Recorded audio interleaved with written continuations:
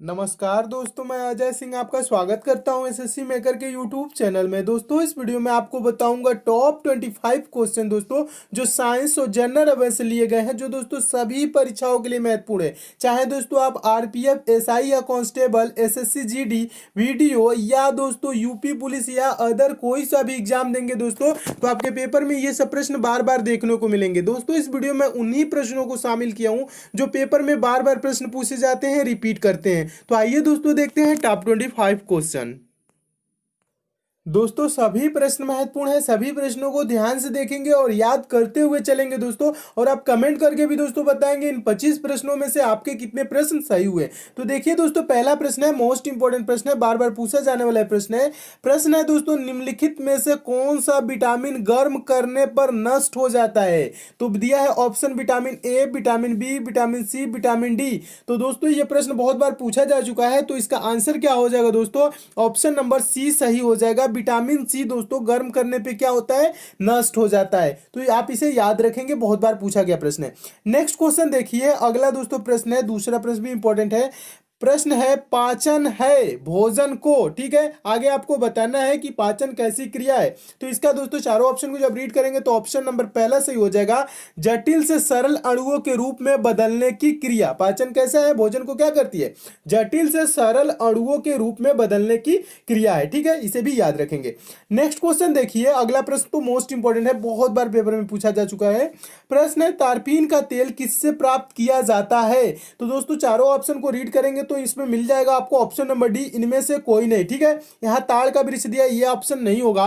तारपीन का तेल दोस्तों चीड़ के वृक्ष से प्राप्त किया जाता है। किससे? चीड़ के, ठीक है। तो कौन सा आंसर सही हो जाएगा? ऑप्शन नंबर डी सही हो जाएगा। आंसर भी याद रखेंगे, चीड़, ठीक है, इसे भी याद रखेंगे, ये भी प्रश्न पूछा गया है। अगला क्वेश्चन देखिए दोस्तों, चौथा प्रश्न, मोस्ट इंपॉर्टेंट प्रश्न है, पालक के पत्ते किसके प्रबल स्रोत हैं? पालक के पत्ते किसके प्रबल स्रोत हैं? तो पालक में क्या मिलता है दोस्तों, आप बताइए, बहुत बार पूछा भी गया है। तो आंसर इसका क्या सही हो जाएगा? ऑप्शन नंबर बी सही हो जाएगा, आयरन। पालक में प्रचुर मात्रा में क्या होता है? आयरन की मात्रा होता है, इसलिए पालक भी खाना चाहिए, ठीक है।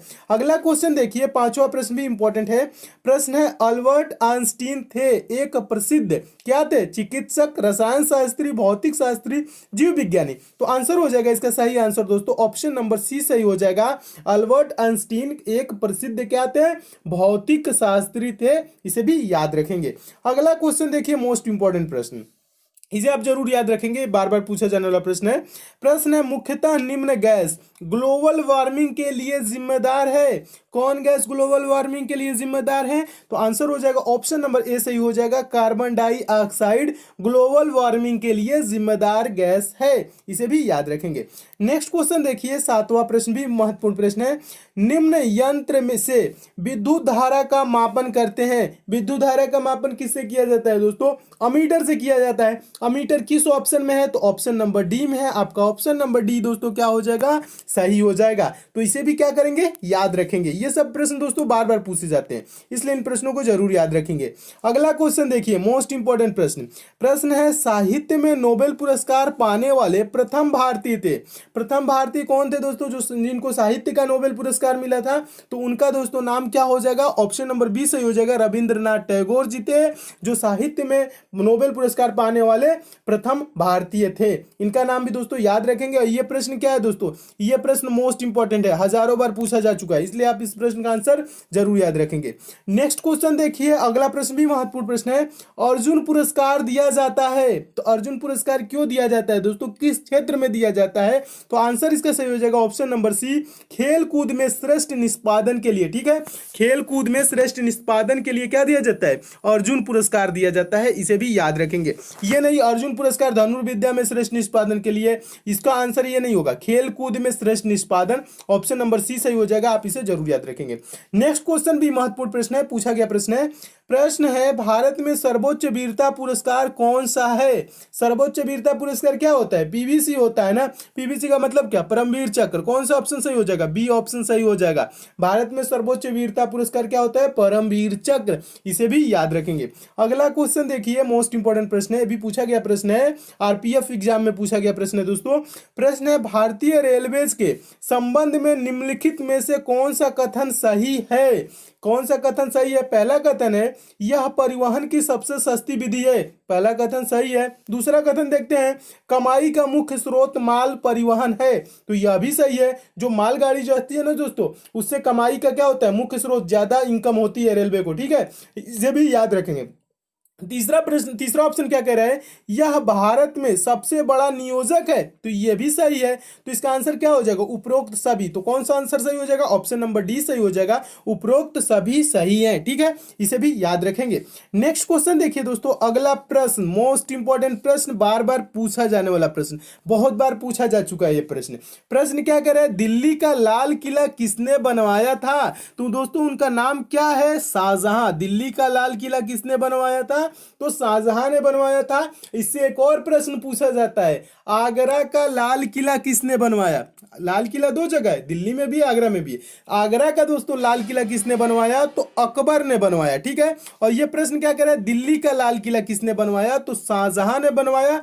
आगरा का किसने बनवाया, तो अकबर। अ से आगरा होता है ना, आ से आगरा, अ से अकबर, ठीक है, ये चीज याद रखेंगे। और दिल्ली का याद रखेंगे शाहजहां ने, ठीक है। ये प्रश्न दोनों बार बार पूछे जाते हैं दोस्तों, दोनों प्रश्नों को आप जरूर याद रखेंगे। नेक्स्ट क्वेश्चन देखिए, 13वां प्रश्न भी मोस्ट इंपॉर्टेंट है। इस प्रश्न का आंसर बहुत से स्टूडेंट गलत कर देते हैं।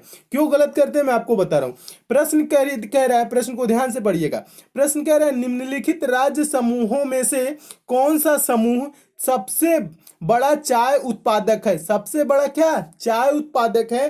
तो आप चारों ऑप्शनों को रीड करेंगे तो आप दोस्तों पहले देखते हैं असम और तुरंत ऑप्शन नंबर सी टिक कर देते हैं, लेकिन यहां पे हो जाता है ये क्या गलत। क्यों गलत हो जाता है, प्रश्न कह रहे हैं निम्नलिखित राज्य समूहों में से कौन सा समूह, यानी राज्यों का जो समूह है, सबसे बड़ा चाय उत्पादक है। तो इसका दोस्तों आंसर क्या हो जाएगा, ऑप्शन नंबर कौन सा सही हो जाएगा, ऑप्शन नंबर डी सही हो जाएगा। कौन सा, ऑप्शन नंबर डी, पश्चिम बंगाल, असम, कर्नाटक। ये नहीं कह रहा है प्रश्न कि सबसे ज्यादा एक राज्य के बारे में पूछता है तो असम आप मारते हैं, ठीक है, असम को आंसर सही मानते हैं, सही है। लेकिन इसमें क्या कह रहा है, राज्य समूहों में से सबसे बड़ा चाय उत्पादक बताना है, 3 राज्य कौन कौन है, ठीक है। तो इसमें दोस्तों देखेंगे पश्चिम बंगाल भी है, असम भी है, कर्नाटक भी है। और इसमें ऑप्शन नंबर सी में तो असम तो दिया है, और बिहार, झारखंड ये चाय उत्पादन में अग्रणी राज्य नहीं है, ठीक है। तो इसलिए ऑप्शन नंबर सी गलत हो जाएगा, ऑप्शन नंबर डी सही हो जाएगा। पश्चिम बंगाल भी है, असम भी है, कर्नाटक भी है। तो आप याद रखेंगे ऑप्शन नंबर डी, ये प्रश्न आए तो। नेक्स्ट क्वेश्चन देखिए, अगला प्रश्न है 14वां प्रश्न भी महत्वपूर्ण प्रश्न है। प्रश्न है, पूंजी बाजार में दीर्घावधि निधि प्राप्त की जा सकती है या तो कुछ संस्थाओं से उधार लेकर, या इसके बाद क्या जो हो जाएगा दोस्तों, या ऑप्शन नंबर तब सी सही हो जाएगा, प्रतिभूतियां जारी करके। प्रश्न क्या कह रहा है, पूंजी बाजार में दीर्घावधि निधि प्राप्त की जा सकती है या तो कुछ संस्थाओं से उधार लेकर, या प्रतिभूतियां जारी करके। इसे भी याद रखेंगे, पूछा गया प्रश्न है। नेक्स्ट क्वेश्चन देखिए, अगला प्रश्न मोस्ट इंपॉर्टेंट, बार बार पूछा जाने वाला प्रश्न है। प्रश्न है, कपास उगाने के लिए निम्नलिखित में से कौन सी मिट्टी उपयुक्त है।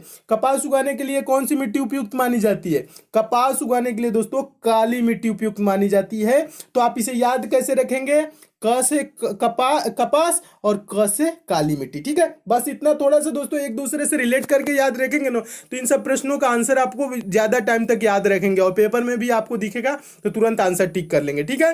कपास उगाने के लिए निम्नलिखित में से कौन सी मिट्टी उपयुक्त मानी जाती है, काली मिट्टी। कैसे याद रखेंगे दोस्तों, तो याद रखने का तरीका है क से कपास और क से काली मिट्टी, ठीक है। बस इतना याद रखेंगे, आपको याद हो जाएगा। नेक्स्ट क्वेश्चन देखिए दोस्तों, 16वां प्रश्न देखिए दोस्तों, 16वां प्रश्न भी महत्वपूर्ण प्रश्न है। प्रश्न है, निम्नलिखित में से ग्राम पंचायत की आय का स्रोत कौन सा नहीं है। संपत्ति कर है, भवन कर है, भूमि कर है, वाहन कर है। तो दोस्तों इसका आंसर क्या सही हो जाएगा, चारों ऑप्शनों को जब अच्छे से जब पढ़ेंगे तो इसका दोस्तों आंसर हो जाएगा ऑप्शन नंबर ए सही हो जाएगा। संपत्ति कर ग्राम पंचायत के आय का स्रोत नहीं है। ऑप्शन नंबर कौन सही हो जाएगा, ए सही हो जाएगा। 17वां प्रश्न देखिए, ये भी महत्वपूर्ण प्रश्न है, ये भी पूछा गया प्रश्न है, वीडियो एग्जाम में पूछा गया प्रश्न है।